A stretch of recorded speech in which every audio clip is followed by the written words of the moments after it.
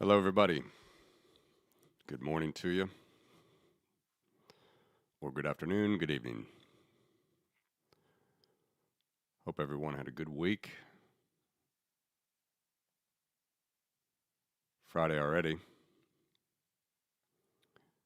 take a look at Bitcoin.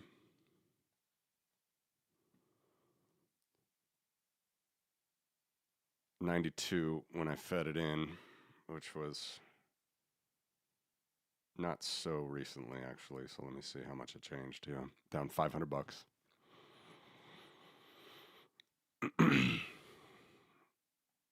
Can seem volatile when you go intraday. But if you zoom it out and just keep thinking about statistics, we have a range. All right. Anything in these rainbow bands represent 80% of the price move. 80% of the time. And if we see where we are, in dollar terms, we're getting very close, and we were bumping up or down against the 30th percentile, which by definition meant that 70% of the moves were above us. We've bounced off that a little bit, could go back down to it.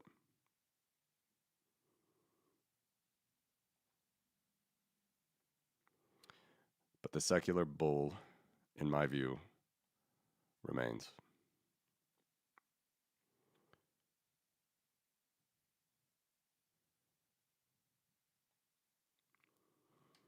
Let's take it out to the end of the year.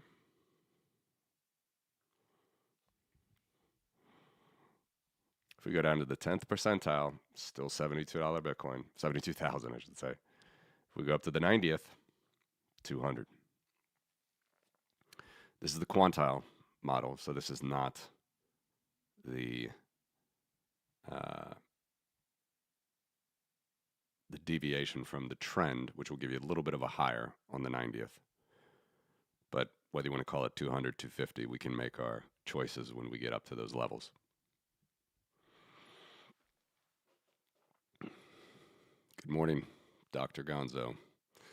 Yes, I think it is. I think it's a good way to look at this. I know people are getting worried with this dip. How low can we go? We've had 3 specific pumps this cycle. And I know people think we've fallen out of some secular bull, which again, it's always possible, but you got to look at the majority of the price action relative to the power trend and take comfort in it. All right. Now the OLS itself, slightly different, different analysis, but you're going to get obviously a very similar curve.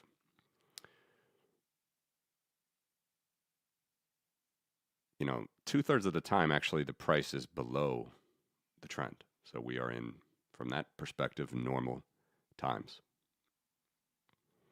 It's always more fun when we're above it, because during these periods right here, we were pulling up the future projections of where Bitcoin was going to go statistically. And now we're pushing it back down. And the levels I've talked about a lot were in 2030.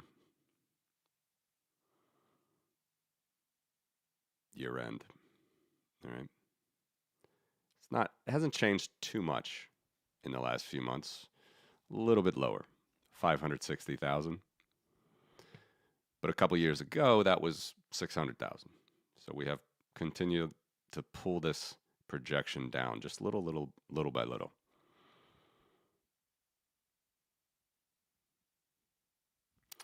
Notice, by the way, how the 90th, even on log scale, looks pretty far away. All right, so if you take that off,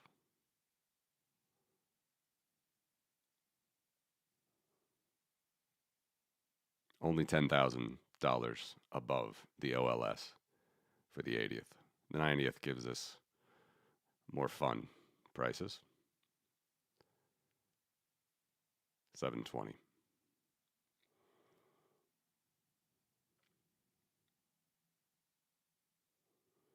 And on the low end, the 10th percentile, 340.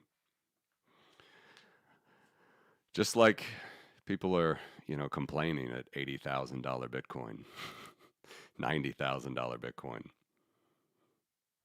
There's going to become a time where you're going to be sad or impatient with $300,000 Bitcoin. That's going to come towards the end of the decade.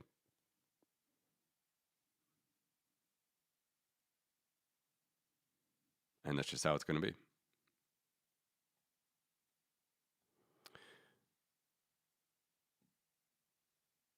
We take off the 90th, we take off the OLS, and let me take off the 80th.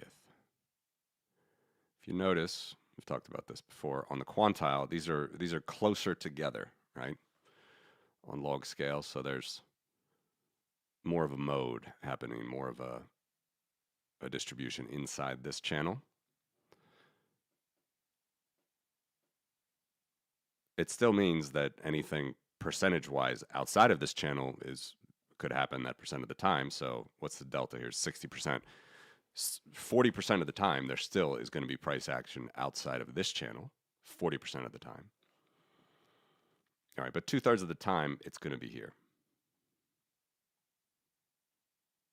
2/3 of the time, inside this band. So it's another way where we can have some comfort in what we see. Not freak out too much about the politics.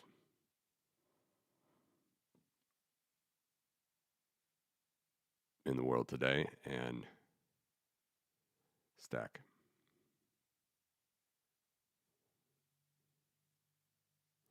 And inside this band, again, which is like 2/3 of the time, 70 grand. On the low end, 136 on the high end. I could totally see that happening by year end.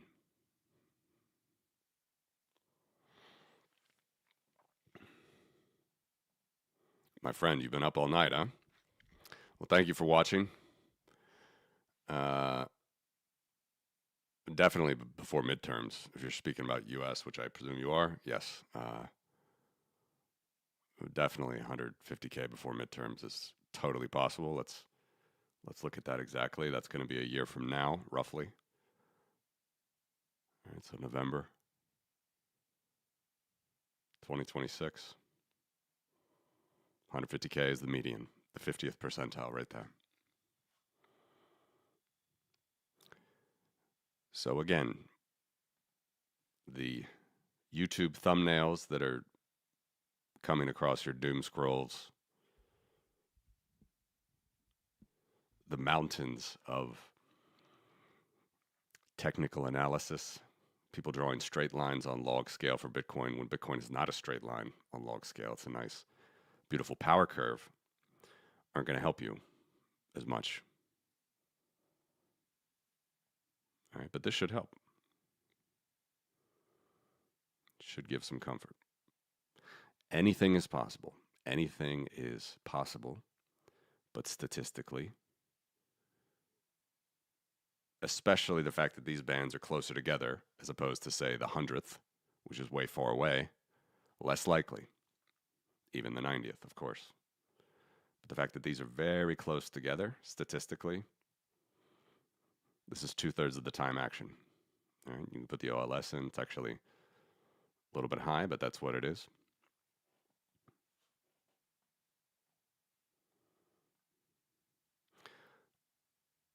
There's two different calculations, by the way. So percentiles on the regression, the quantile regression will give you every single line here is a unique line. So every single line actually has a pseudo R squared, which I'm not showing, but it's still all good as far as a general guide. And generally, if people go by the median for quantile regressions, it's going to be lower than the OLS. So just show you again, the median here is 116K. For me, the median, that's the 50th percentile, half above, half below. But the OLS is 125, so it's a little bit higher. Any way you slice it, any way you try to look at the data, this is, by definition, the majority view. All right, so I think it's very helpful to zoom out. It's probably safe to say we're not going to have such crazy booms anymore. Maybe not even such crazy busts as this one was. Or here, here. Right? I remember these days. $200 Bitcoin.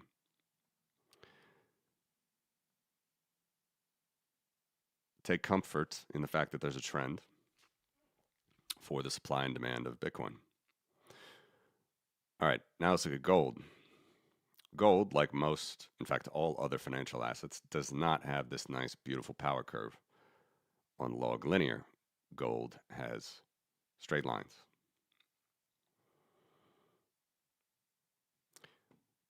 And you can see they're a bit wacky compared to Bitcoin. But here's the brass tacks. The 100th and the 0th percentile as far as gold's price movement on an exponential trend in the last 55 years. Now, if you did this analysis, say, here, ending in 2023, only a couple years ago, right? This line would have touched here, right? It just would have statistically done that, but we're setting new highs. Peter Schiff is happy. A lot of gold bugs are happy. That's for sure. All right, but you still have to ask, relative to trends, relative to supply demand, how much higher can this go? Specifically because, gold, unlike Bitcoin, is, I don't want to say suffers from, but its price requires response to supply and demand. So demand might be high right now, causing higher prices, but as they say, the cure for high prices is higher prices, especially if you're a buyer. So if you want to buy more gold, well, you might get a lower price in the future because there's a lot of sellers that are now moving into the gold market. A lot of investors, miners, they're moving into the gold market, bringing online projects that were not economically feasible. And at some point, I can't tell you which point, but at some point, this will reverse itself because of the laws of supply and demand.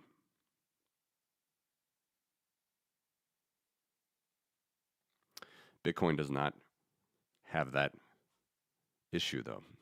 Bitcoin is constrained on the supply that comes out every 10 minutes because of the wonderful difficulty adjustment. So Bitcoin's price action reacts differently, and we can indeed see that one of the very interesting things about Bitcoin's price is it has this beautiful power curve, which is nice and sustainable. Unlike what gold does, or stocks, or bonds, they have this straight line on log scale. Unsustainable curve. And by the way, if where we are right now, it can always go higher, but we are pushing this 100th percentile higher. But if past is any prologue, if past can show us anything, Peter Schiff's $30,000, $40,000, $50,000 gold targets or desires are nowhere near economic reality. Also due to the fact that even central bank buying at the moment isn't more than a couple percent a year. Compounded, nothing like the 40% growth that we've had in the Bitcoin price in the last 2 years.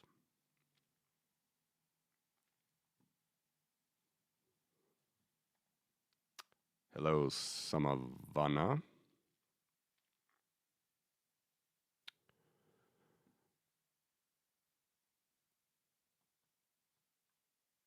Well, the common answer would be if the U.S. finally aligns himself around a strategic reserve and actually does it,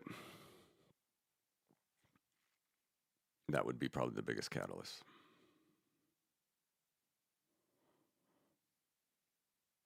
But I can't tell you for sure. I mean, Wall Street is just coming in droves, right? Bank of America, JP Morgan, Vanguard. Now, everybody that said they weren't going to do anything with Bitcoin is now doing stuff with Bitcoin. So, of course, that's a narrative. It's a lot of good narratives to me. I see this as nothing but a shakeout. Now, caveat emptor, let the buyer beware. Of course, we can go lower. But actually, the fact that so many people were bearish right here and thinking that the cycles are over and all these different calls, that usually the herd is wrong, right? So that's what I feel like. The herd is wrong right now.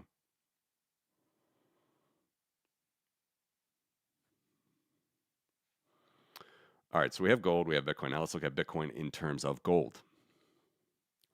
This actually remains, to me, the most interesting chart in Bitcoin. Okay, so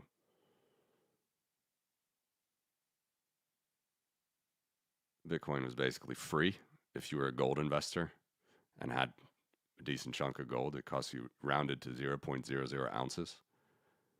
All right, through 2010, 11, 12, 0.01 ounces. Took us till 2017 only to get to 1. All right, see that? Get to 1 ounce. Very similar to the dollar chart, but now with this extraordinary gold bull, you know, Bitcoin is just statistically unbelievably cheap from the lens of a gold investor. Unbelievably cheap. So my question will remain, how much longer are we going to give Peter Schiff types? And I know there's a lot of Peter Schiff fans that feel hard done by his recommendations against Bitcoin, but regardless, you know, it's as cheap as it's ever been as far as the trend line goes at 20 ounces. And then, as I've said many times, go back to 2022, even though that was a statistically higher, you know, for the trend line, we're not as low as the zero, right? Still half price compared to today. So as amazing as gold seems right now relative to Bitcoin, it's still double what it was 3 years ago. More than double in price. Not 9 ounces, but 22. So this story is going to continue to permeate throughout Wall Street, I believe.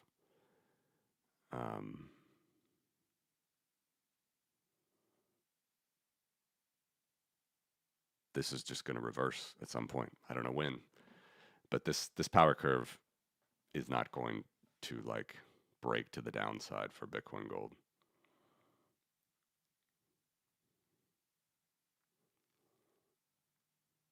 It's still a 95% R squared. All right, so that's gold and Bitcoin Gold. Now let's look at the global monetary base. Take away the endpoints, so we're only looking at the 80 percentile here. Look at this, 99% R squared. So like stocks, like bonds, like gold, money also in log scale moves in a straight line. All right, so you can go at any point in the past and generally see that we're on this curve. Of course, you know, again, it can be volatile. We can be up at, you know, oops, this is billions. I didn't have a B there. You can be up at 600 billion in 1980, then fall to 590, you know, 5 years later. But over the long, long, long run, it's exponential. And similar to gold, but this is just on its own trend. We're way statistically low. And actually, this may even be too cheap right here. I got to look at the numbers, but it doesn't really matter. We're close. Yeah, I think this is actually an anomaly from. This for sure is going to be right. About there. 24 trillion, but I got to always check these numbers. It's before I show them to you guys. It's a few statistical things there. It's going to be around 26, maybe even 25 trillion when I post the numbers. So super low. All right, and then if we turn Bitcoin in terms of those numbers,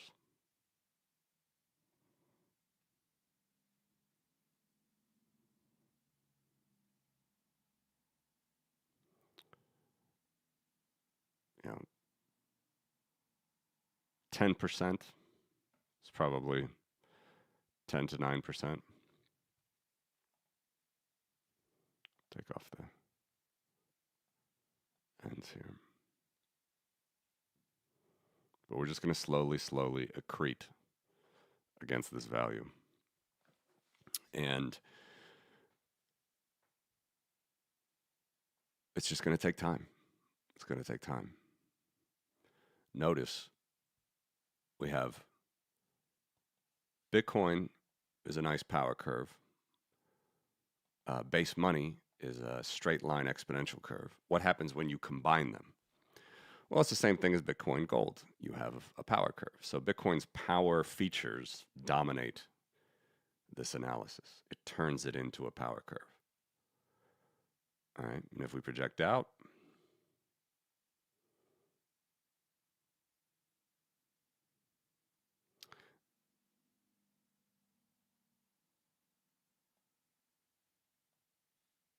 this is an analysis of the ratio itself. In some ways, I actually wonder if I should keep doing this because it does give you kind of aggressive numbers where we will pass it, but you see we're going to 100% here by 2030. I think that's probably a little bit too early. I think it's more like not 2033, but 2040. It's going to depend on a few different factors, but this is a trend line of the ratio itself.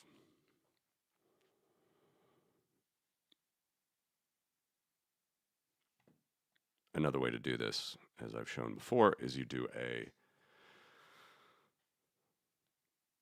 actually project out based on their own individual curves, and then you see where they cross. And it's probably going to be the more accurate, actually. So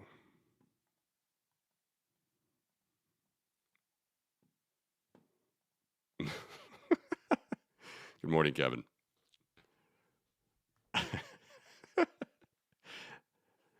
You never know. One never knows.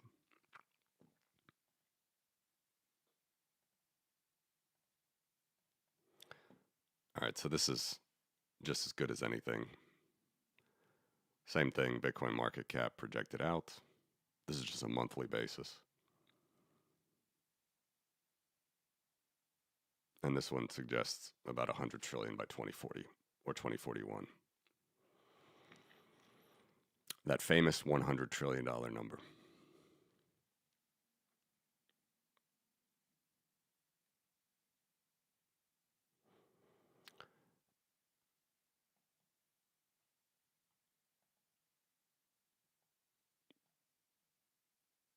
It's probably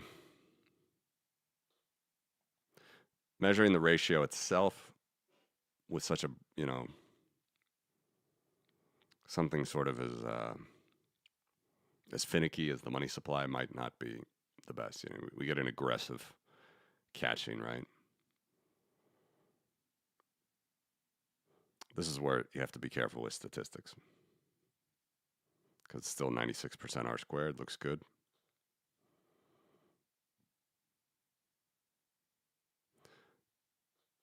But if you measured, just the growth of base money, right, which is 8.1% CAGR at the moment, and it's even low, right? So that assumes you get back to the trend because it's so low right now. But if we measure it projecting out at 8.1%, then Bitcoin projects out it is currently 42% CAGR right now, but that's going to decline. You get this crossing. So no one knows the future, but I'd say late 2030s at the best of getting to global base money. Late 2030s.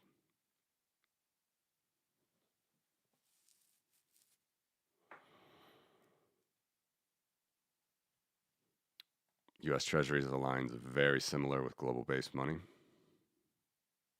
It's a part coincidence. There's not all treasuries behind global-based money, but at 38 trillion right now, 38.3 in debt.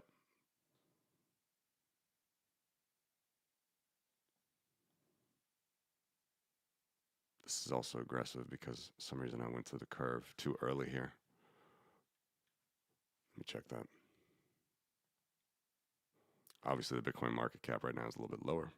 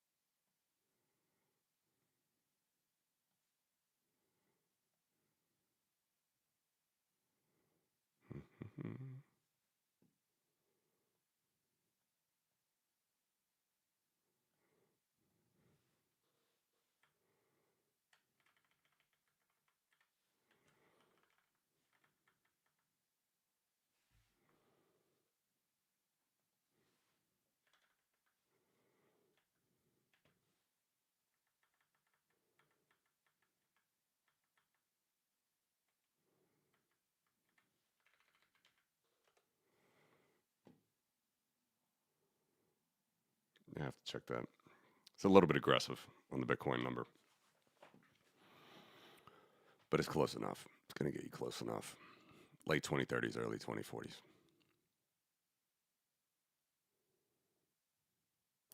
The highest signal with all of these comparisons is going to remain to be the price.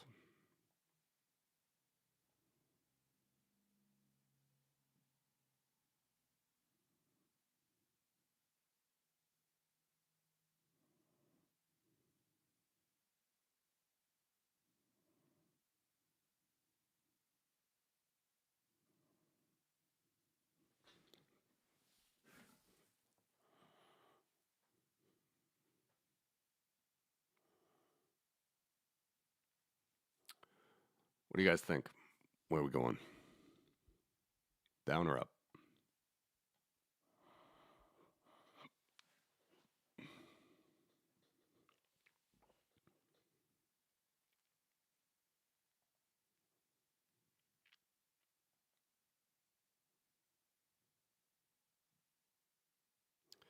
Remember,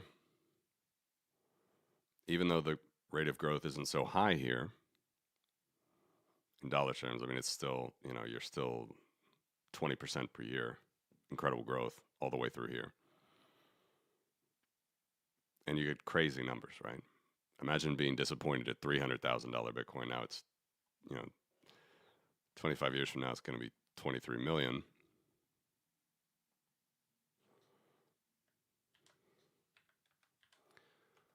And as I've shown you guys a lot, stock to flow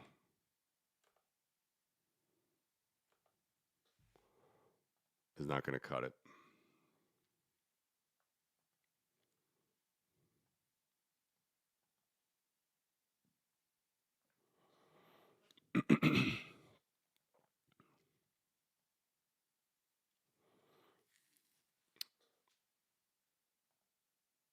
All right, so many different ways to look at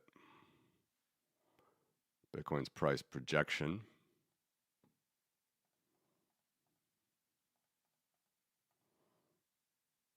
Okay, if Bitcoin really was an exponentially growing asset, straight lines on log scale with all your trading view wicks and candles and ABC corrections, then it would have touched this line at some point. But it hasn't. It has many times touched this line though. So 86% R squared and 96% R squared. Now, let's go out to 2050. All right, you're not reading that wrong. Although it'd be nice to have those kinds of prices, not exactly realistic. 23 million for the power curve and 359 trillion for Bitcoin's exponential growth. That's per Bitcoin.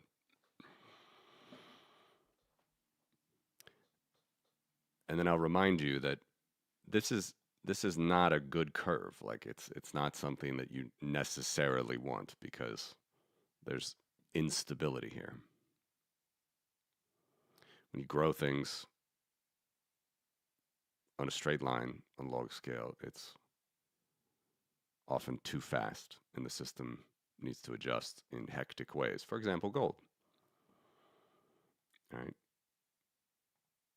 Gold only a few times hit this black line, but when it did, you know, these are generational changes.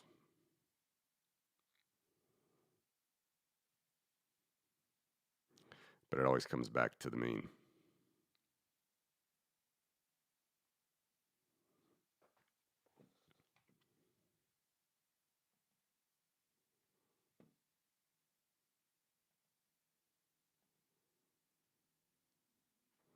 Yeah, I agree with you.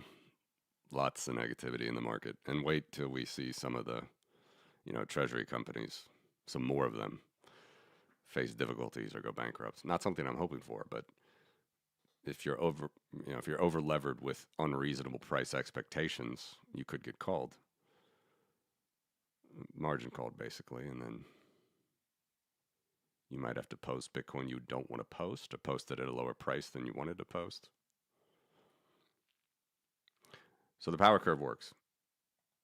But what I do fear, or I think could happen, is if we turn exponential at some point in the future.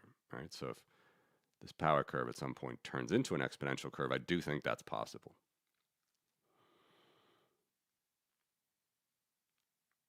But these aren't really good things. Even though the price looks better, right? It's not. The only reason it's going to go up is more fiat interest in this equation. That's what I was saying to Marty as well on his last show.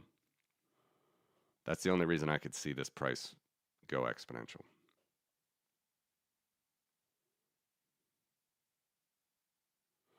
What would be better is if the whole world realizes that Bitcoin, is sound money and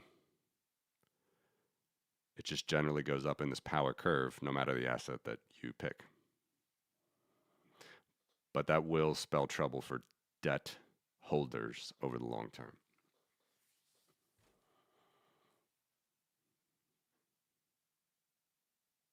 So Bitcoin's good either way, but this is more sustainable.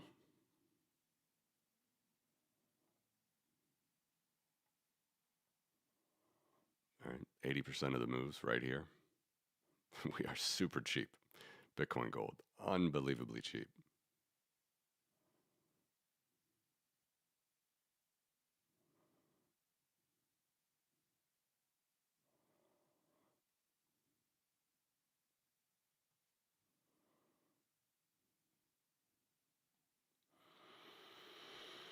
And then stock to flow, the reason that doesn't work is you're incorporating some exponential features. All right. Bitcoin's halving is actually a negative exponential function. So it goes down. Coins, on average, go down 16% every 4 years. That is the emission of new coins. But if you try to plot a model out of that, first of all, there's no reason to stick to past numbers. This is what Plan B has done. So 770,000 for the 2019 model, 6 million for the 2020 model. None of those look good. If you do it a little bit more accurately, which he was using like gold, silver, other wacky coefficients. If you just use the Bitcoin coefficients, that is for the, only the Bitcoin stock to flow, it looks a little bit better, but still overvalued right now. And again, it could hit it. Like, look, it gets closer to the power curve, but it's just, that's not the point of a model. It's not to show you sort of these weird levels. It's supposed to show you something like the power curve, which is scale invariant. But anyway, let's imagine now that we stop this projection in 2016. I showed this as well to Marty. This might not look like a big difference, but on log scale, it's still 230K difference. So number 5 is only using data from 2016.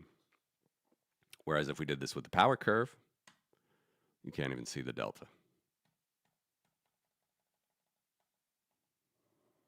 Night and day better. 6K difference for the power curve. 230K difference for stock to flow model. That is 2016 data projected till today versus all-time data. 6K delta for the power curve. There's no better way to show you that the power curve is just an awesome representation of what Bitcoin does.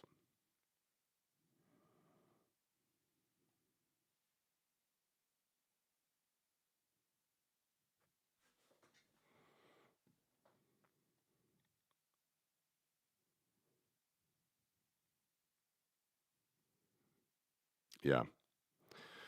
Well, this is a great point. I mean, look, everybody who thought it was going to be easy, obviously they're going to struggle.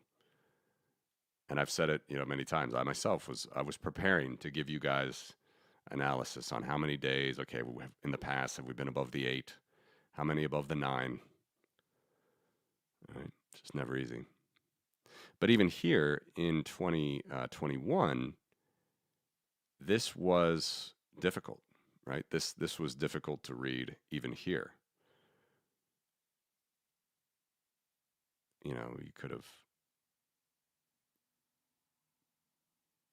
I don't know, bought here, bought the top, sold the bottom, bought the top again. I myself didn't think this was the top because usually double tops don't occur, and well, here they did.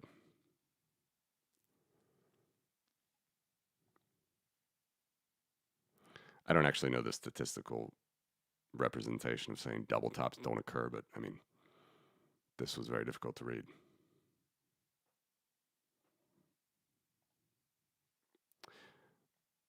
Another way to look at it is every time you're below the median,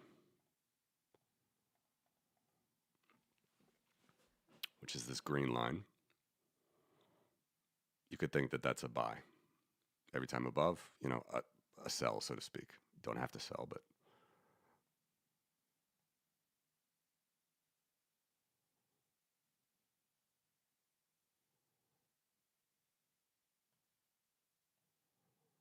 so we're, if you look at it that way, we're in sat stacking territory.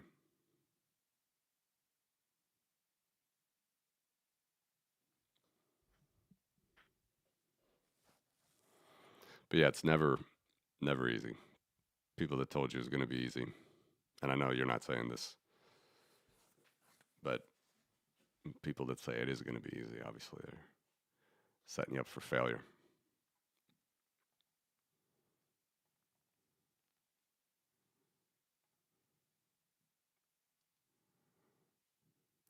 These are the levels.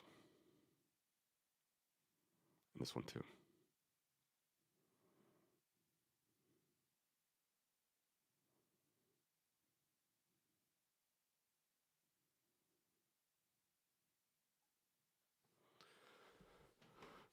Oh, right when I set it up, knock it over.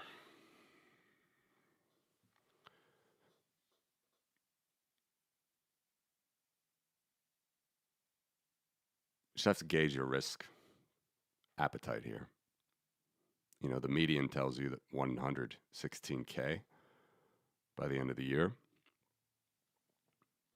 30th percentile is right about today's price. 20th percentile below. I might have to just start doing every 5th percentile to give you like really more accurate info here, but just look at the 20th percentile number. That's telling you that 80% of the time, based on the wonderful power trend, we're going to be above 80K by the end of the year. 80% of past observations. and like 100% of every 4-year cycle observations, obviously, which I still don't think are fully over.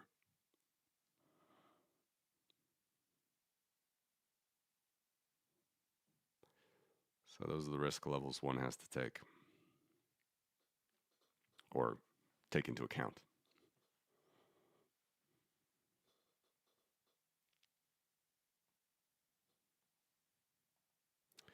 Then you can see the discrepancy as we go out into time from stock to flows, not scale invariant. Bitcoin power curve is scale invariant. So these are just silly numbers, obviously.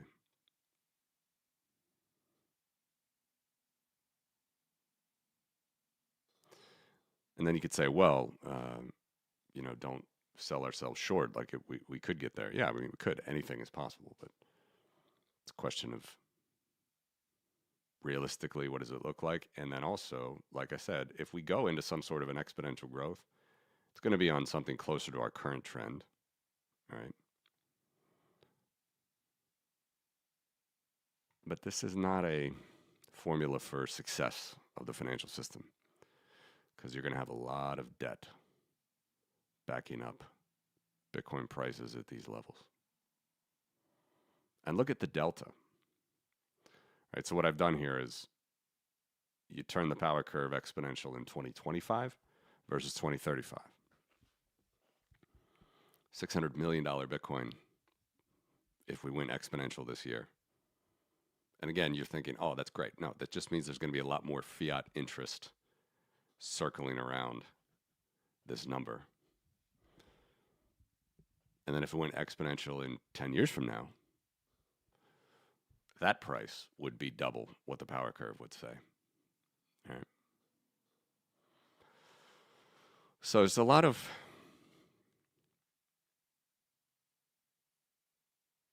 things up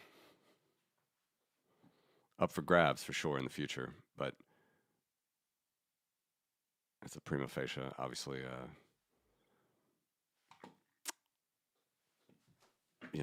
normal statement. But the key is we're going to have to see how dependent Bitcoin becomes on the TradFi system.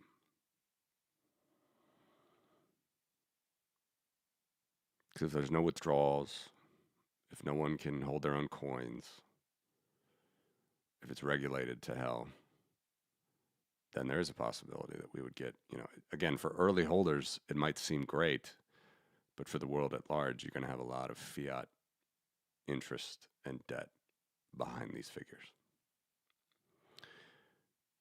Let me show you this another way. This is the market cap of just the regular power curve. Right? It can take on anything with this power curve. All right? Because the growth of these assets is not that incredible. 7.5% for treasuries, 6.9% for gold, which I admit looks low now based on these crazy prices. 6% per official gold, which we are very close to, but again, the trend is wrong because the trend is conservative. We have $4 trillion of official gold. That central bank gold is $4 trillion, so Bitcoin's still half that. Maybe here it can pass it in 3 years, 4 years. But at Bitcoin's power curve, it can pass all these things, just moving up the power curve. So it's not like we need exponential growth to achieve everything we want to achieve. And indeed, exponential growth is usually accompanied with a lot of instability.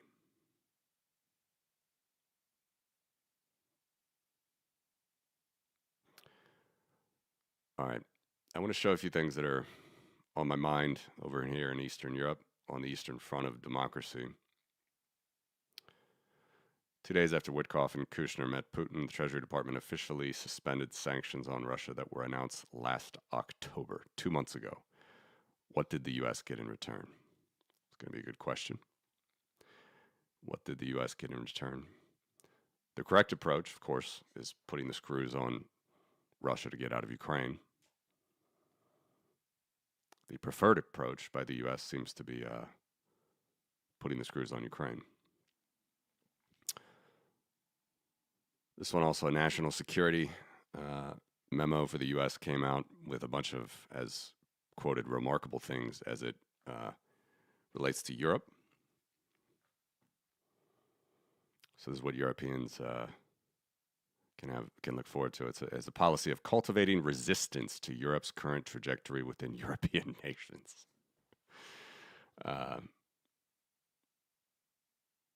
None of that sounds good for the small Eastern European nations. We want a strong Europe. You can define it how you want to define it, but a democratic, strong Europe that can defend itself is the only way for us. We're not going back to the Soviet Union or any sort of nonsense Putin Tsarist-like regime. Former president of Estonia, also Estonian American. AFD is not exactly friendly to strong Ukraine. It's going to be a rough 3 years.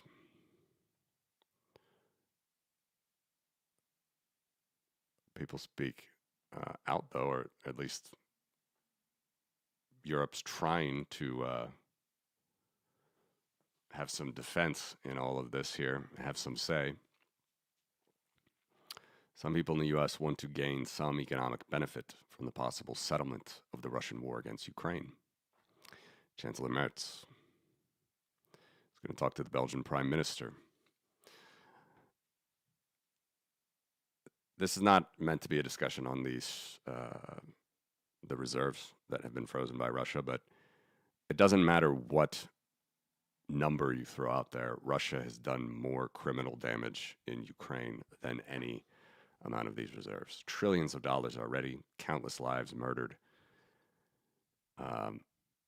However you form this, as a reparation loan, which it should be, Russia will never pay anything more anyway. And if the Trump administration actually wants to give these reserves back and then profit, the Trump family personally wants to profit from this, I think people are going to have another say about this. Two of my favorite people on Twitter, Michael Weiss, Gabrielas Landsbergis from Lithuania. Europe should think of it as a kind of Russian swear jar. Every sabotage operation, every drone attack, every act of state terrorism, calculate the cost, double or triple it, and donate that amount to Ukraine. There's no other way to look at this if Europe wants to stay free. Russians continue to throw their people through the meat grinder. This is the Ukrainian figure. Deaths are well below this, of course, but you can pick your number, 3 or 4 times less than this. But 1.1 million casualties, or 1.2 million as estimated by the Ukrainian Defense Forces, Ministry of Defense. And I'm just trying to figure out the leverage that the United States even has on Ukraine at this point. The war is completely different. The war started, nearly 4 years ago. The United States hasn't donated a penny for a year.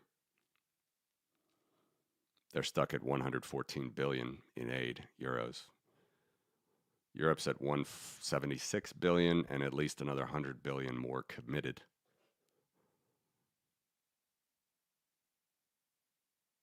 I'm still trying to understand the leverage that the U.S.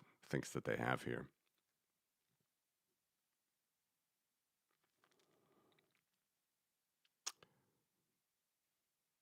Russians are continuing to become fertilizer in Ukraine. All right, this is slightly, I haven't really updated this in a bit. It's probably slightly more than this over the last few months, but basically they had 30% of the Ukrainian territory at the beginning. Now they only hold 20. But they're not stopping. They're not going to stop for Steve Witkoff and Jared Kushner. Here we have Iranian drones. Of course, Iranian design, Russian made now. A little bit of a reprieve, though I think this is actually shot down competing statistic. Russians want to have 2,000 drones a night shooting at Ukraine eventually. Okay, so they're not up there yet. And missile attacks.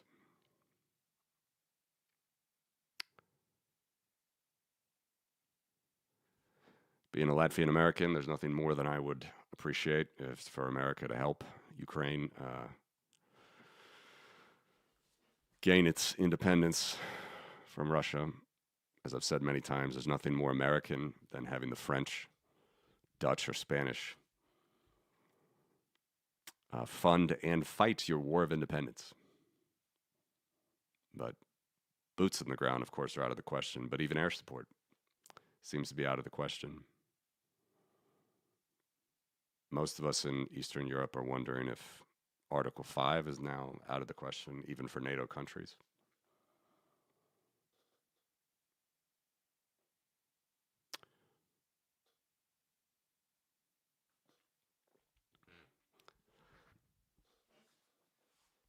These are big geopolitical things that for sure are going to be more uncertainty in the future.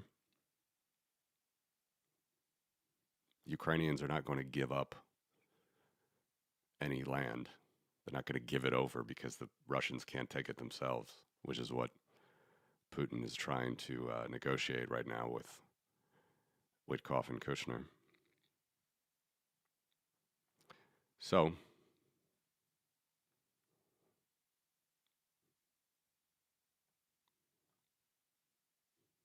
it's possible that this will be on the higher side soon.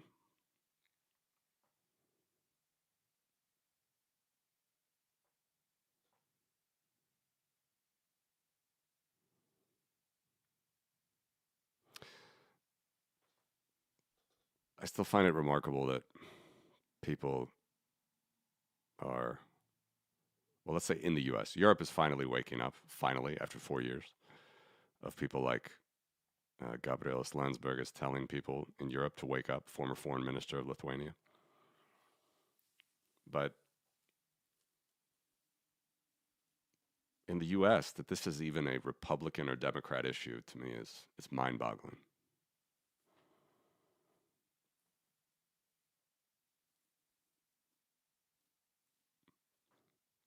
But anyway, U.S. has not given any money. There has not been a cent donated to Ukraine for over a year. Europe has bought some defense capabilities for Ukrainians, but U.S. is not providing any money. Instead, choosing to put the screws on the victims, which is an interesting approach.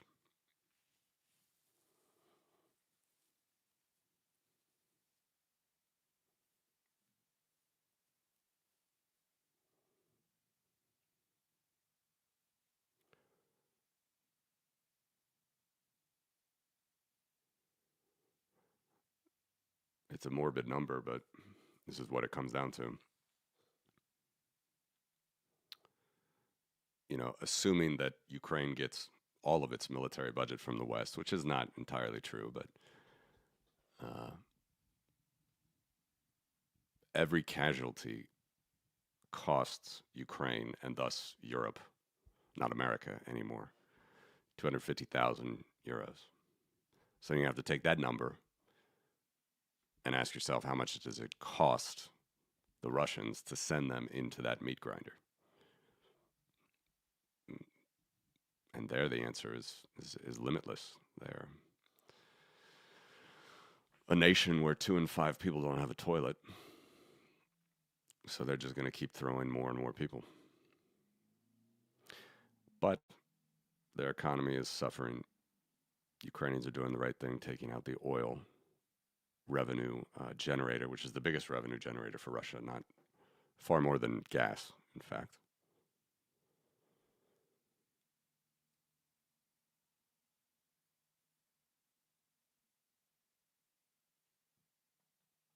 It's almost like money supply data, right? It's like, yeah, there can be ups and downs, but generally, look at this. Look at this trajectory of drones that they launch on Ukrainians every night. 87,000 cumulative. I can't imagine if 5 drones were launched on Washington, D.C. from China.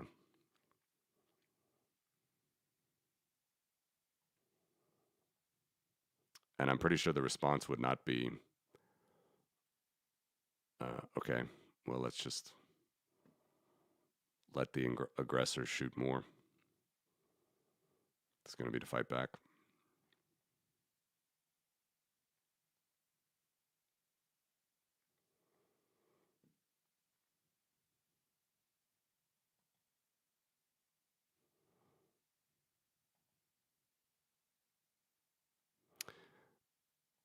If you do look at the U.S. context here, I think it also remains murky. Most people understand that, I mean, from the Trump shitcoin to, I don't know, this possible Ukrainian deal and everything in between, it has not been business as usual in the White House. And that just means that if the Democrats take power, I'm not a Democrat, by the way, but if the Democrats take power, it's just going to be this political ping pong back and forth. Probably after Trump pardons everybody, if and when he leaves.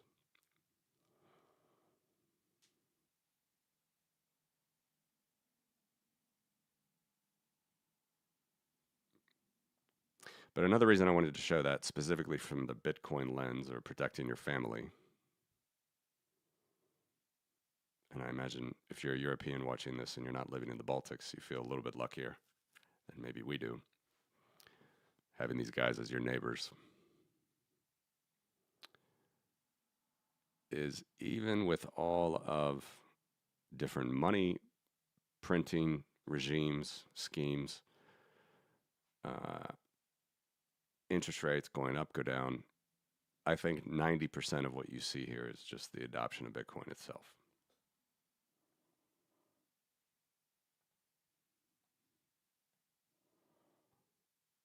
This is an unbelievable trend. And people are going to continue to adopt it.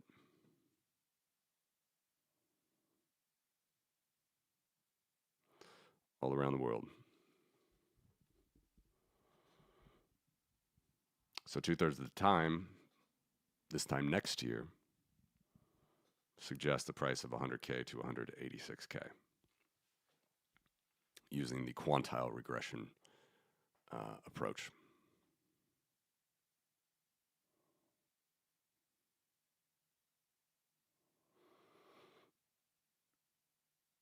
If you want to say that a lot of this political geopolitics story will contribute more to uncertainty in Bitcoin's price rise, of course you can use that narrative, but I don't think you even need it. I don't think you need the narrative. It's going to grow according to this power curve.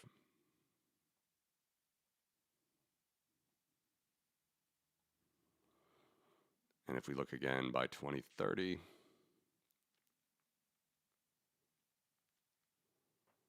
305.50. Which again, I think that number, if we have enough lift in the demand for Bitcoin over the next few years, these numbers will be higher after a few years. Like not just 560, but get back to like 600,000, because that's what it used to be. Quote, used to be. It has been trending down a little bit with particularly this deep bear here, and then not having the extreme bull yet. But we'll have to see. For now, I can very much see people complaining about $300,000 Bitcoin 5 years from now, when the trend is closer to 600,000. That's still a big delta. And by the way, compare that to gold. All right, so worst and best based on all-time trend. These are not numbers Peter Schiff would like to see. Your delta is $2,000, and again, this could double, triple, absolutely.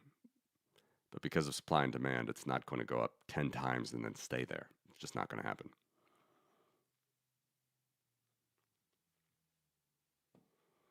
Good morning, MP. Thank you for joining. winding down actually here. Did some geopolitical stuff, some gold stuff, monetary based stuff.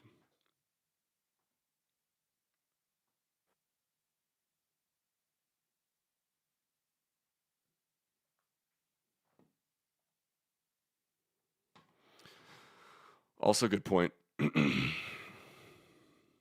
Also, good point.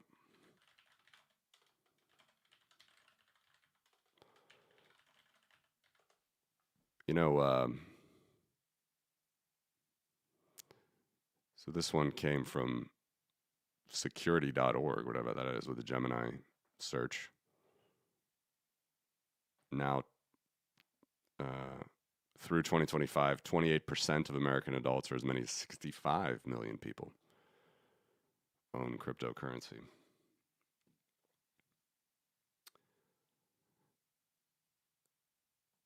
And I think a lot about when I was in Finland, the panel I was on with Peter, Todd, and Adam Back. Like there will be some political things that are going to come due with Bitcoin. Could happen to do with the gold reserves, the Bitcoin reserves, withdrawals, censorship. Americans at some point will probably need to find a political solution to this stuff. Just like the analogy that Peter Todd uses is the cypherpunk code versus national security for cryptography code in the 90s. And they actually won. But again, as we get so sort of up there in price, and also the cryptography becomes more ubiquitous, VPNs. I have a hard time thinking that it's just going to come down to like five guys and girls in a black robe in the U.S. deciding that stuff. Now, look, here's another thing why the fight against Ukraine is so huge. This is not the main point, but a lot of Belgians replying to me about rules, law, and order when it comes to releasing frozen Russian assets to Ukraine. No one seems to look at the perspective of the victim. And again, trillions and trillions of dollars now of damage and countless deaths, needless deaths, at the hands of war criminal Putin. So if the Belgians are actually going to decide that they want to hand these assets back to Russia, we have a lot bigger problems. But that's actually not what I wanted to show. I wanted to show you, well, the radioactive canary in the coal mine of internet freedom is, of course, from Russia.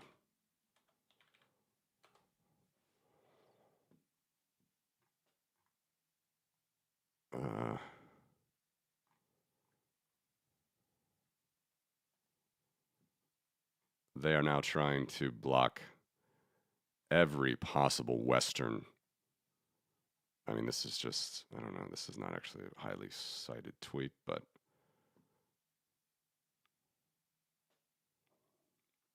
so they have this Max app. I swear this stuff is like, it's unbelievable that even Twitter is like censoring Russia censorship, because you just search this in Google or whatever, but here's one with literally no views as of this morning and no likes. Russia blocks Snapchat and FaceTime, citing security concerns, part of broader internet crackdown since Ukrainian invasion. Pushes users to state-controlled Max app with surveillance. Everybody screams bloody murder about censorship in the West, which I'm not saying that those are not valid concerns. The radioactive canary in the coal mine remains Russia. And what is the Trump administration going to do a deal? Let's go ahead and read this together.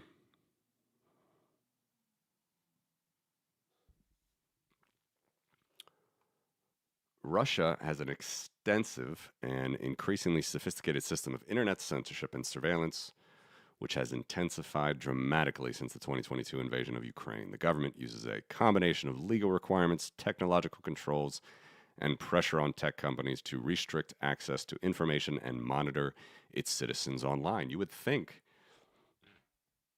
almost think that a MAGA person would agree with this. Again, I'm not a Democrat if someone's just tuning in. Key aspects of Russia's internet censorship include sovereign internet law. Legislation passed in 2019 allows the government to centralize control over the Russian internet, RUNET, and effectively disconnect it from the global internet if authorities deem it necessary for national security. Whitelist and blocking, yada, yada, yada. Deep packet inspection. Where's the Max app? God, Gemini, come on, give a better. Don't even have it.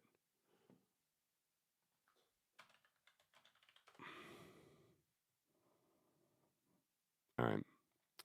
Russia is aggressively promoting and mandating the use of state-controlled Max app as a central part of its effort to build a sovereign internet. That's a great word they love to use. They call it the sovereign economy and the sovereign internet, and increased surveillance and censorship of its citizens' online communications. All right. So basically, they want everybody in Russia to use this app on your phone, completely infects your phone, takes it over, and they can control your phone entirely.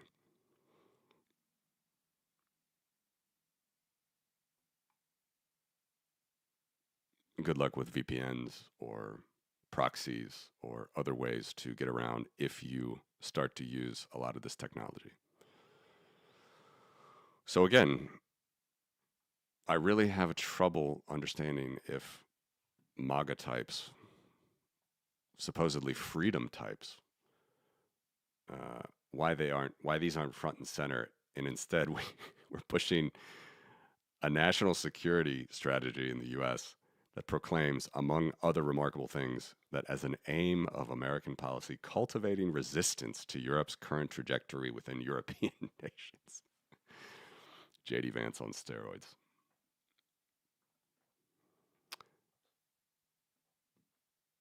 People are going to have to get their head out of their asses. And unfortunately, sad to see, I don't see America being sort of a leader in the land of the free in many different domains here.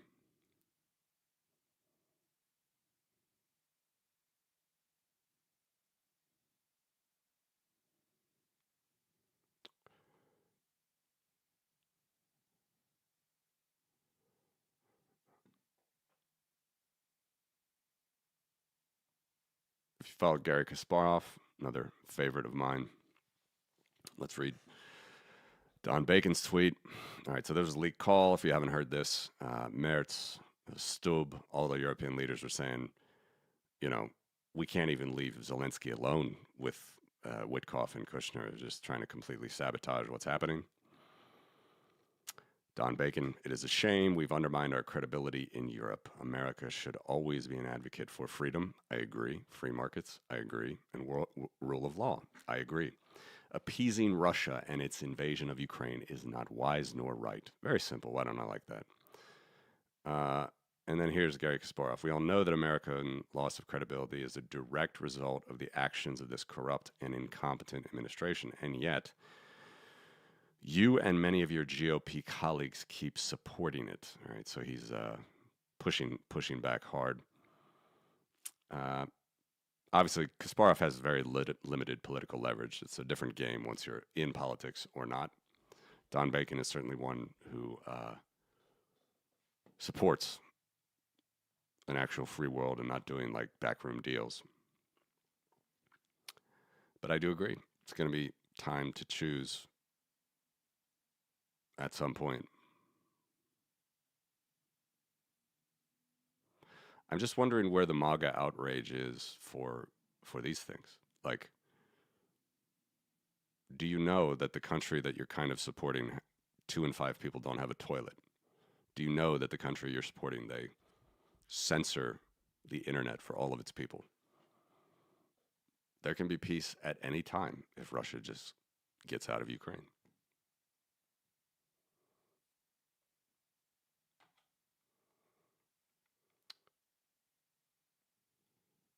Hello, Leon. There are a few basic ones, no memberships or anything. I'm not sure how I'm going to do on that in the future. I have a lot of charts now, and I mean, I've been building a database, but as of right now, you just have this one. All right, so which maybe you've seen, just the basic power curve and stats. But the whole back end of showing you stuff like this is very heavy, especially on daily and everything to host online for my current setup. So I'm gonna look at other options about giving you guys more data. Donations always help. If you can help push the site a little bit more, it will give me more resources to give back.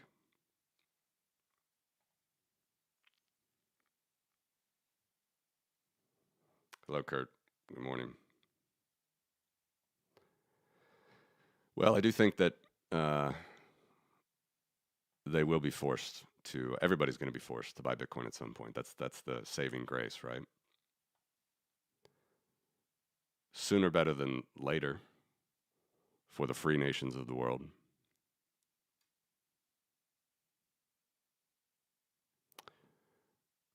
I don't even understand what Trump is trying to do. I mean, the U.S. hasn't given anything to Ukraine for a year. There's no monetary leadership there, no donations. Republicans shouldn't be upset. In fact, you're making money on Ukraine with the Pearl program.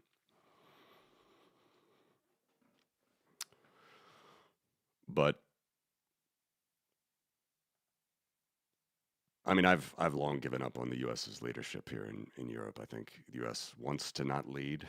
It wants to focus at home. All, by the way, legitimate concerns.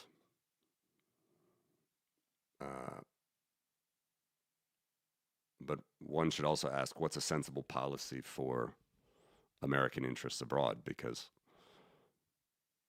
I don't think the U.S. can say, well, we're not going to be involved anymore, but you have to buy our weapons.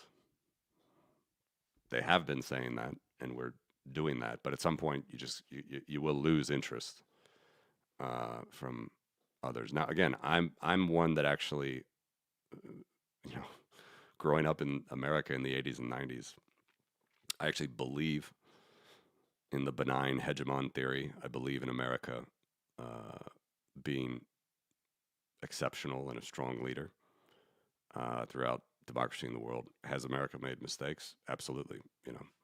But again, you can be against the Iraq War and absolutely be against a dictator for 25 years invading their neighbor. I don't see what's inconsistent there.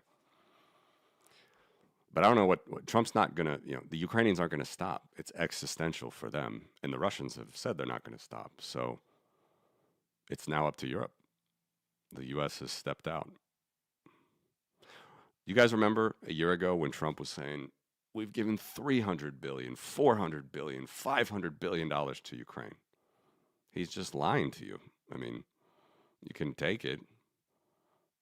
But where's the Trump lie tracker? I mean, how many lies does he tell a day? The U.S. is maxed out at 114. Now it's profit. Now Europe is buying weapons and defense for Ukraine. So, fine. Go for it.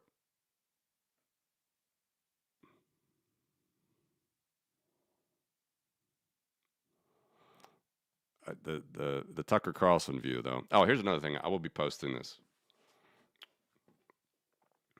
soon. Oh, sorry. You say something. Yeah, and they are. They are, indeed. I mean, there's no doubt about it. I would prefer if he was more accurate, though. The United States never paid 300 billion or 400 billion or 500 billion. So Europe has their own problems. Trust me. I'm not defending European uh, unity here because there's not a tremendously large amount. I see the Baltics, Poland in some way, Finland for sure, Romania, Sweden, Norway, Denmark, and the UK, and Holland to some extent. Those are the united countries. Italy just stopped paying for weapons for Ukraine because they want to support the Trump deal. Um, there's another one, which you guys tell me what you think of this. Prep me on the post of it, but we have our friend Daryl Cooper, who Dave Smith said was the American treasure. Uh, where's the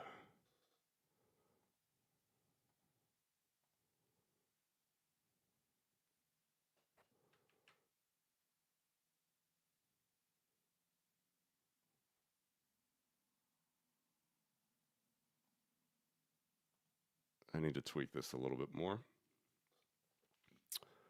But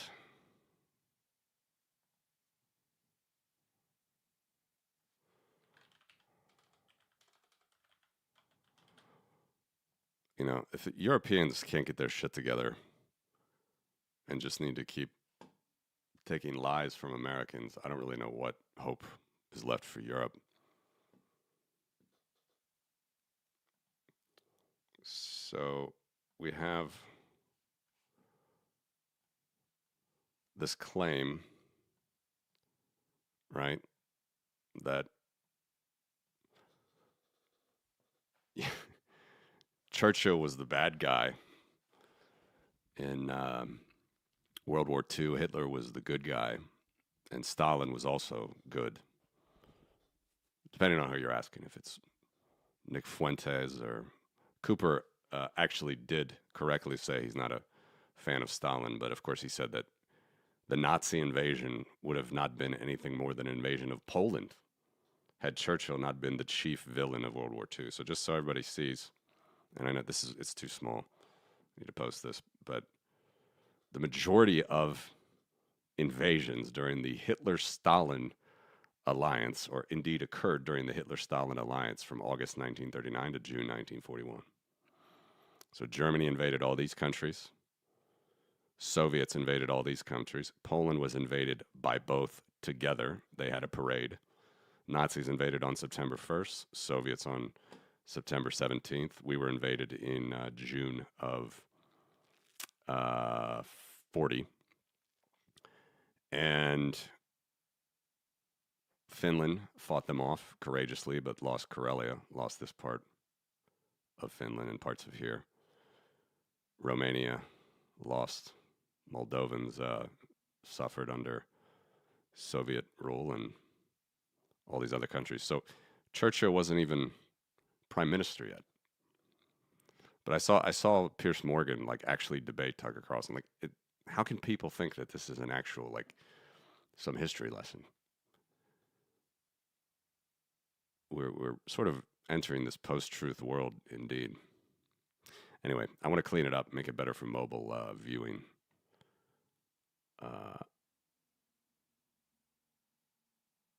If you listen to Daryl Cooper, the only mistake the Nazis made was invading their buddies, the Soviet Union. But he leaves that part out, by the way, that they're buddies. They were totally allies. Soviets sent a lot of iron ore over. Not as much as Sweden, but they sent a lot.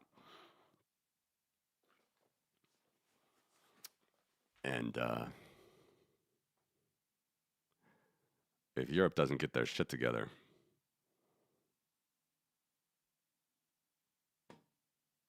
Russia's not going to stop. They're throwing body after body after body. So we'll see. We'll see how the U.S. reacts to a strong Europe.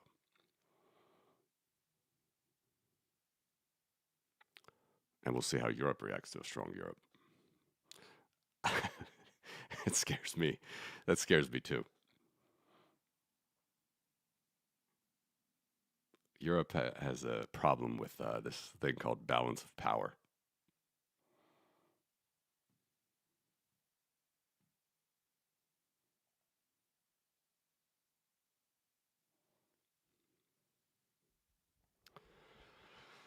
Yes, he does. You think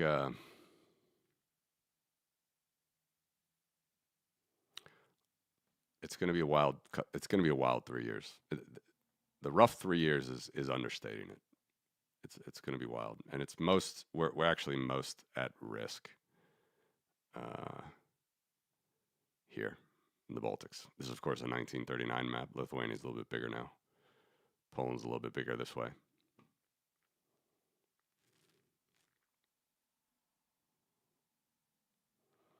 Moldova, Baltics, Ukraine, Belarus. It's all on the wish list for Putin. Maybe Steve Witkoff and Jared Kushner can figure it out.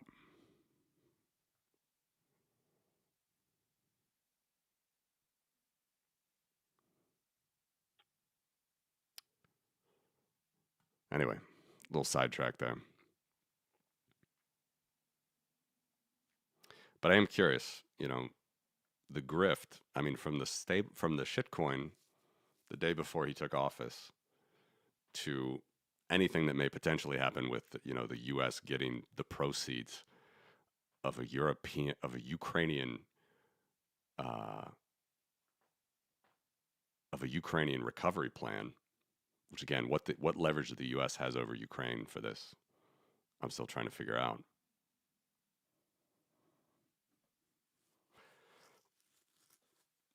I know the answer, by the way. It's intelligence. They have intelligence still, digital intelligence, which is very important to Ukraine. Europe can provide it, but they're not. They're not nearly as good as U.S. intelligence. Saves lives, tells them where the drone and missile attacks are going to be. But I do wonder what Trump's, if we thought this was a big collapse in the broader crypto market here, can you imagine if something happens like with the Democrats trying to just rein in all of the Hatch Act violations of the Trump administration?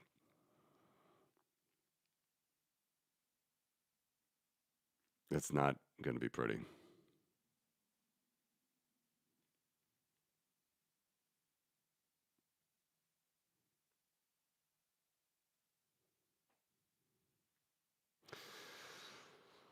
So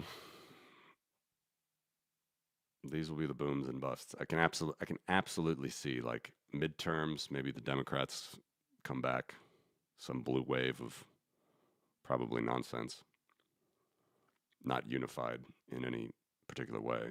Start throwing noodles at the wall for the Trump crypto grift, and then you have a big drawdown in Bitcoin.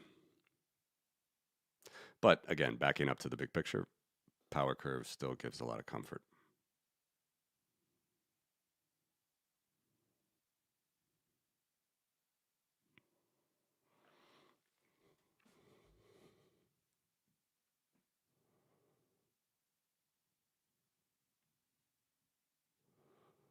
I know we have some Germans watching. A lot of people that seem to be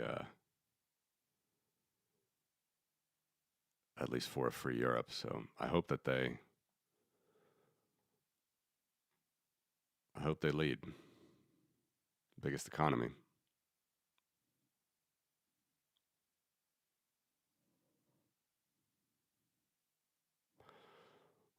Back to the title of this video. If you're sitting where we're sitting right now in Eastern Europe, there's not much certainty over the next 5 years, even on the sovereignty of our territory. Who would have thought you'd have to worry about Bitcoin multi-sig being in multi-jurisdiction in Europe in 2025?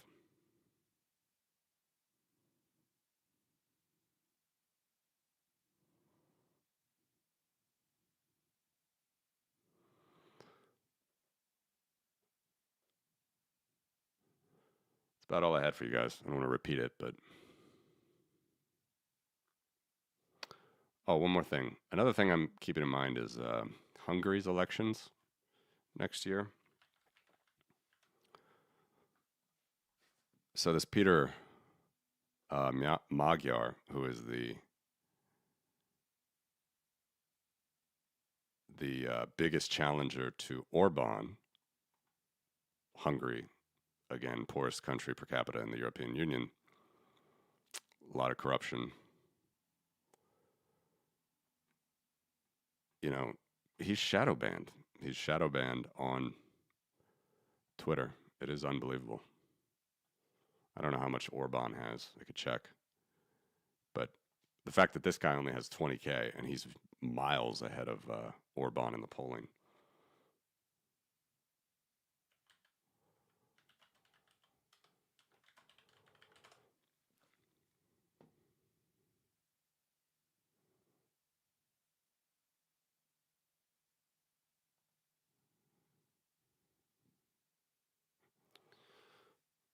Where is the...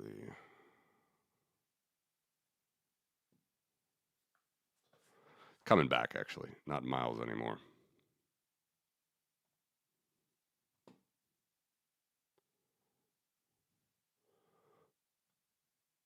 This is Orban's party coming back.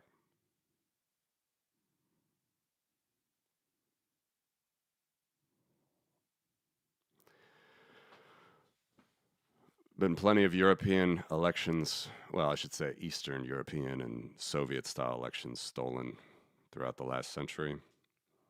Every single election in Russia is stolen. That doesn't seem to bother MAGA people. I wish it did. But this is the big one for Europe. Hungary is almost gone. And if democracy doesn't win here in 2026 April,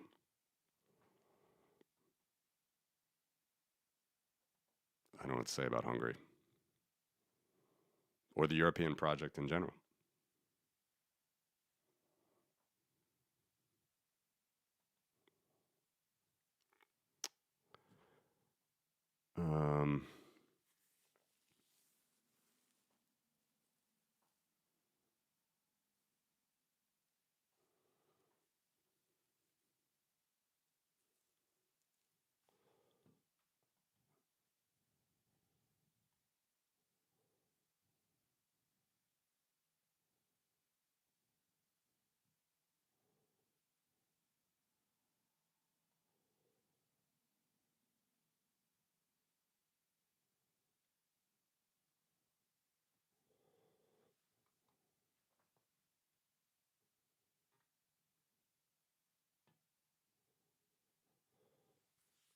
I can't remember what I was trying to find.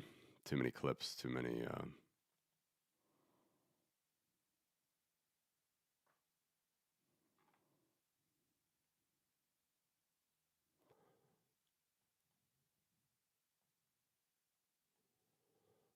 It was about this.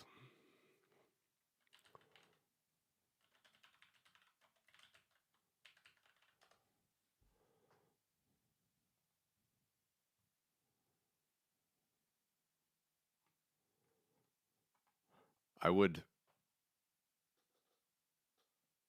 recommend, people check out this site.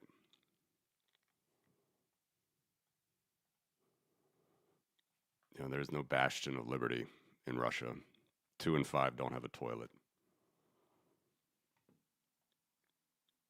They could make themselves a lot stronger if they focused on improving their own populace.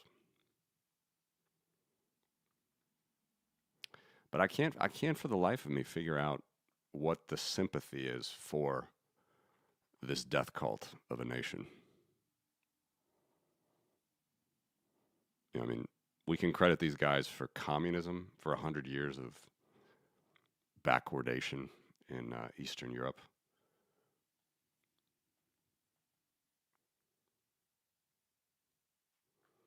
Can't figure out the sympathy for them.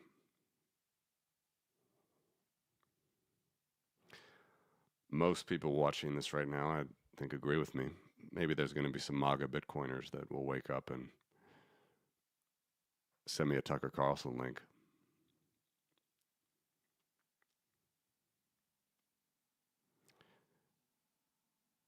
This is a radioactive canary in the coal mine for where we're going.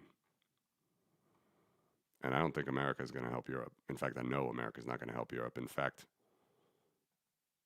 they have a plan to be openly hostile to a united Europe, at least in the current administration.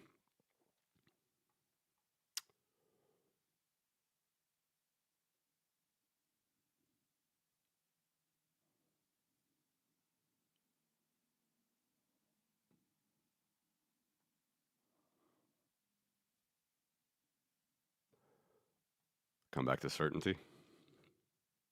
Something we can all agree on.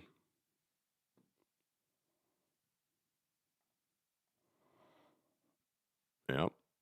It's a disaster country. But they're out for blood. They're out for blood. I'll show you, I think, a chart that scares me the most, Kurt, is, well, I gotta switch windows. This is a different account.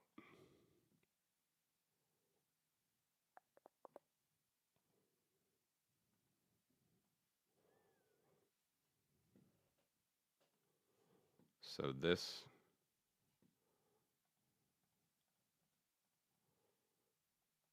chart, hold on.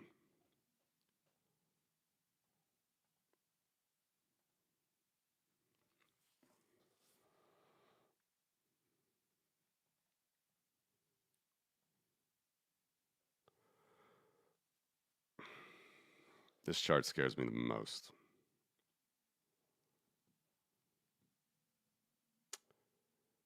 And I will switch you over. Wait, do you guys have this? No. Here we go. So during the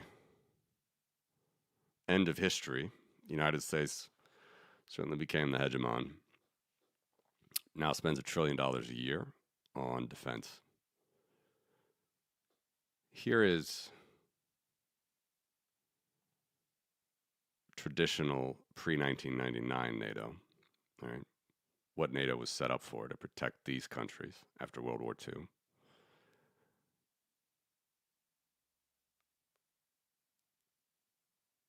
$417 billion. Here's Russia. Doesn't seem like a big deal, right? Even though their budget's certainly higher than this, even they're trying to get to 200, 300 billion. They hide a lot in other categories. It's a completely fascist Russian, militarized nation at this point. Here's Ukraine, which is unbelievably holding this crazy nation to, a couple towns in the forest. But they don't want to stop. There's a problem. They don't want to stop. And so if they don't stop, here's the budgets of Latvia, Lithuania, Estonia, Czechia, Slovakia, Sweden, Finland, Poland, Hungary, Romania, Bulgaria. Barely bigger than Ukraine. From a disjointed, not very united, multicultural group of countries who, for 80 years, relied on one unified hegemonic leader that was the United States to bring order. So if Russia finishes with Ukraine, and if Russia, which is a 2 million size army, takes over and radicalizes Ukraine, which is a 1.2 million size army, we know where they're coming next.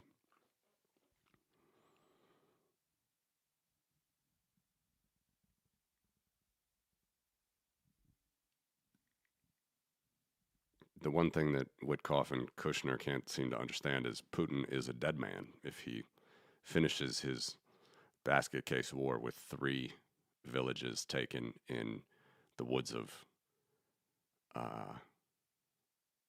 eastern Ukraine. There's no way that he stops.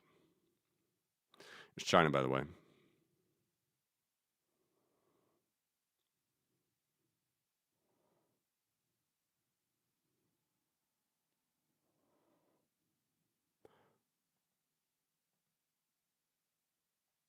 And we've actually always spent a higher percentage of GDP on the military. It's just we came from a way lower base than Western Europe precisely because of the Russians. It's precisely because of this basket case nation that kept us down for 50 years.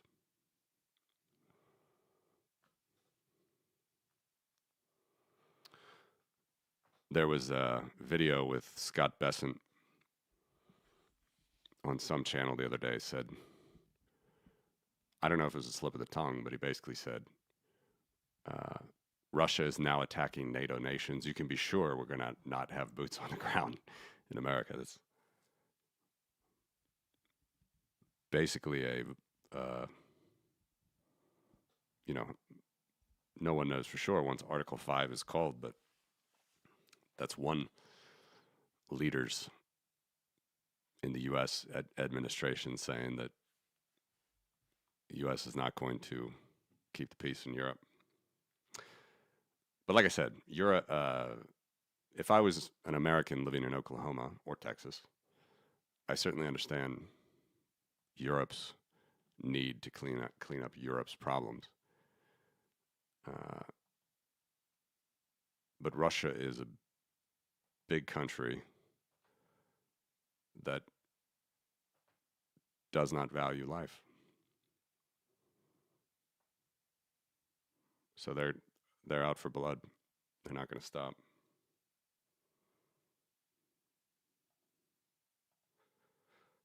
Yeah, I completely agree with you, by the way, 100%. It's only more danger. Only more danger as we go into next year, the year after. All that we can say for us in the Baltics is, all that we can do is give more aid to Ukraine, more thanks, more. I mean, there's really nothing we can do to pay back Ukraine for the sacrifice they have offered us.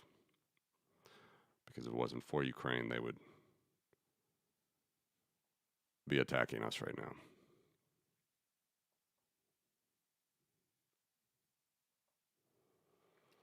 So I don't know how it ends. Some people say it ends with a nuke flying, even if Russia just decides to turn, like a potato field to glass. And China has explicitly told them, don't use nukes. They're backed into a big enough corner that maybe they'll feel like they want to.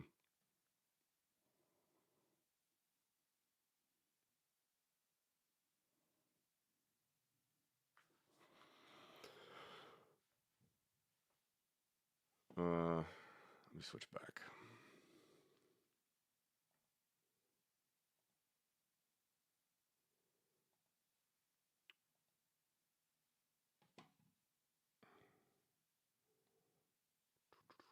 That is the wrong feed.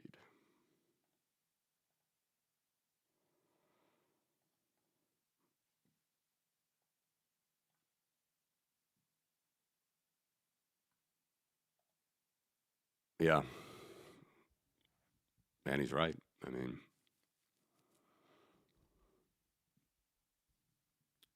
Ukraine's drone capabilities are miles ahead of anybody's. But Russia, of course, is learning too, so they're not far behind.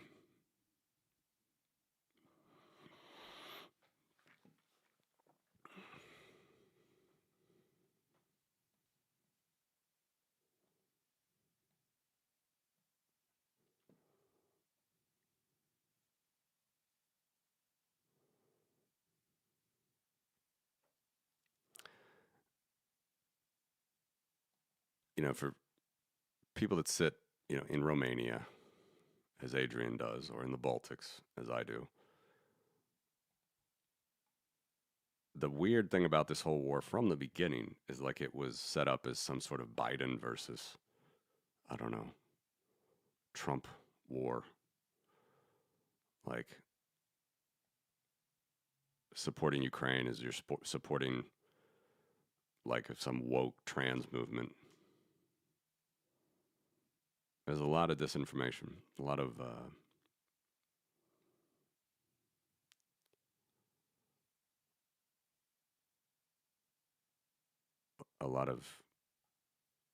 it's war. It's an information war. It's a hybrid war. The only way that Europe can save any face, or you know, I would encourage people to listen to this interview with Michael Weiss and Gabrielis Landsbergis. They have to, there's no more hiding in Mama's basement.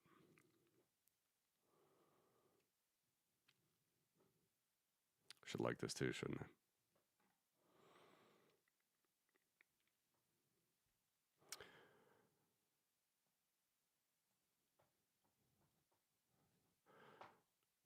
We thought it'd be easy, right? We thought that Bitcoin would just gracefully glide to the top position. I think there's going to be an incredible amount of turbulence. I would say if you're lucky enough to live in the US,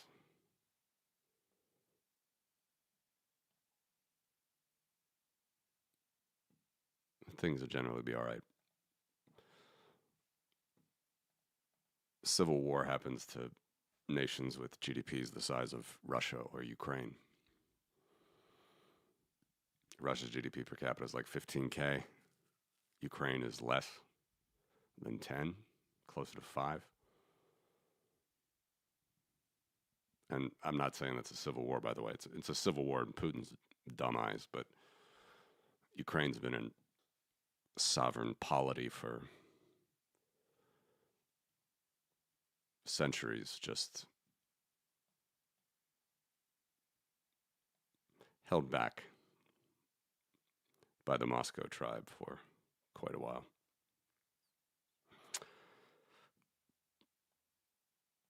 Unless anybody has any other charts, I'll probably leave it there today, guys.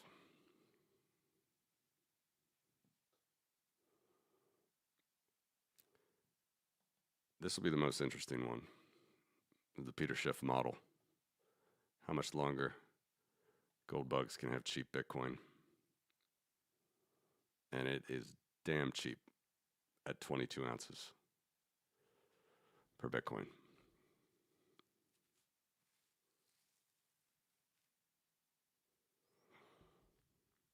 But still not as cheap as 3 years ago at 9 ounces. But the trend keeps growing. So I see this as a line that will soon have to turn around. Maybe it goes to 15 ounces. I don't know. I highly doubt it goes to 10 again.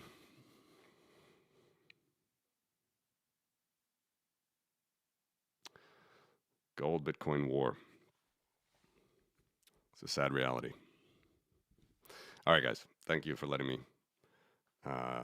talk about the geopolitics, as somehow I'm tending to do on Fridays now. But everybody have a great weekend. Let me know, please, if you want to see other stuff charted. Support the free world. Support democracy. It's not a bad word. Republicanism. Virtuous republicanism.